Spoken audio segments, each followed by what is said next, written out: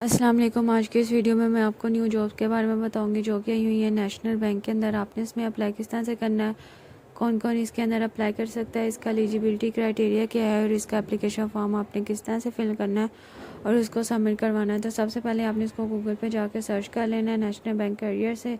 तो आपके सामने इनकी सीधे की ऑफिशियल वेबसाइट आ जाएगी। जैसे ही आप उसके ऊपर क्लिक करेंगे तो हमारे सामने कुछ इस तरह से इंटरफेस ओपन हो जाएगा। यहाँ पे आपको जो भी इनके करंट ओपनिंग्स होंगी वो मिल जाएंगी। तो आज की इस वीडियो में हमने अप्लाई करना है टेलर की जॉब के लिए। तो सबसे पहले हम इसकी जो डिस्क्रिप्शन है वो रीड कर लेंगे। जैसे ही उसके ऊपर क्लिक करेंगे तो ये हमारे सामने इसकी जो डिस्क्रिप्शन है ये ओपन हो जाएगी। तो यहाँ पे इन्होंने इसकी तमाम जॉब की डिटेल दी हुई है। सबसे पहले इन्होंने हमें इसकी पोजीशन जॉब टाइटल का बताया। यहाँ पे इसका टाइटल है टाइलर की जॉब का है, OG3 OG2 इसका ग्रेड है। और यहाँ पे आपने रिपोर्ट करनी है ब्रांच ऑपरेशंस मैनेजर को। नीचे उन्होंने इसकी जो एजुकेशन रिक्वायर है उसका बता दिया हुआ है। यहाँ पे जो आपको एजुकेशन रिक्वायर हो मिनिमम ग्रेजुएशन की डिग्री होनी चाहिए आपके पास। अगर आपने 14 इयर्स की एजुकेशन कंप्लीट की है किसी भी सब्जेक्ट के लिए किसी भी यूनिवर्सिटी या कॉलेज से तो आप इसके लिए अप्लाई कर सकते हैं। और नीचे उन्होंने कहा हुआ है कि अगर आपके पास मास्टर की डिग्री है तो आपको ज़्यादा प्रेफरेंस दी जाएगी। दैन उन्होंने हमें इसके एक्सपीरियंस का बता दिया है। आपके पास जो मिनिमम एक्सपीरियंस होना चाहिए वो 1 ईयर का होना चाहिए। अगर आपके पास एक्सपीरियंस नहीं है तो तभी आप इसके लिए अप्लाई कर सकते हैं।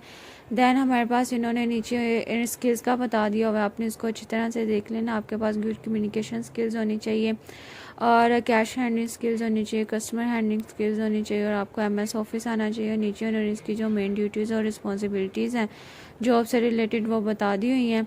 तो अब आपने अप्लाई किस तरह से करना है, आपने इसको बैक कर लेना और नीचे उन्होंने बटन दिया हुआ है अप्लाई नो का। जैसे ही आप उसके ऊपर क्लिक करेंगे तो आपके सामने इसका जो एप्लीकेशन फॉर्म है वो ओपन हो जाएगा। यहाँ पे सबसे पहले आपने पोजीशन सेलेक्ट कर लेनी है जिसके लिए आप अप्लाई कर रहे हैं। दैन यहाँ से आप अपनी लोकेशन सेलेक्ट करेंगे। फिर आ जाती है हमारे पास पर्सनल डिटेल जिसके अंदर आपने अपना फुल नेम लिखना है जो आपका CNIC के ऊपर है, फादर नेम हस्बैंड नेम लिखना है अगर आप मैरिड हैं। दैन हमारे पास आ जाती है डेट ऑफ बर्थ। तो आपकी जो एज है वो ऑटोमेटिकली कैलकुलेट हो जाएगी। फिर यहाँ पे CNIC नंबर एंटर करेंगे, ईमेल एड्रेस और नेशनैलिटी यहाँ पे लिखेंगे। और दैन यहाँ पे आप अपना रिलीजन सेलेक्ट करेंगे। अगर आप अदर पे क्लिक करना चाहते हैं तो यहाँ पे भी टिक कर सकते हैं और नीचे अगर कोई और है तो यहाँ पे लिख भी सकते हैं। दैन हमारे पास जेंडर आ जाता है मेल फीमेल, यहाँ से आप वो सिलेक्ट करेंगे। प्लेस ऑफ डोमिसाइल और रेजिडेंस, इसी तरह से आपने जो सारी इन्फॉर्मेशन वो कंप्लीट कर लेनी है। यहाँ पे हमारे घर का पता आ जाएगा मुकम्मल। और फिर हमारे पास सेक्शन आ जाता है एकेडमिक प्रोफेशनल क्वालिफिकेशन का। यहाँ पे आपने जो रिसेंटली कंप्लीट किया डिग्री वो आप फर्स्टली एंटर करेंगे। इसी तरह से इंस्टीट्यूशन का नाम लिखेंगे और कब से कब तक आपकी डिग्री है, ग्रेड या डिवीजन सिस्टम है।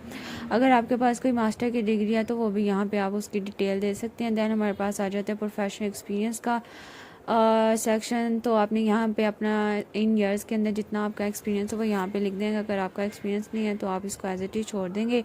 और यहाँ पे अगर आपका एक्सपीरियंस है तो उस ऑर्गेनाइजेशन का नाम, कौन सी पोजीशन थी आपकी उस ऑर्गेनाइजेशन के अंदर और ग्रेड लेवल वगैरह सारा आप यहाँ पे उसका लिख देंगे। दैन अगर मल्टीपल एक्सपीरियंसेस हैं तो आप मल्टीपल इसके सेक्शन यूज़ कर सकते हैं। दैन हमारे पास आ जाता है आपने यहाँ पे येस के ऊपर टिक करना और दैन यहाँ पे आपने जो आपकी CV है वो अपलोड करनी है। अपलोड करने के बाद आपने क्या करना है, सबमिट के बटन पे क्लिक कर देना है। तो आपकी जो एप्लीकेशन है वो सबमिट हो जाएगी और साथ ही आपको हमारे रिसोर्स की तरफ से कन्फर्मेशन ईमेल आ जाएगी कि आपकी एप्लीकेशन जो है वो सक्सेसफुली सबमिट हो चुकी है।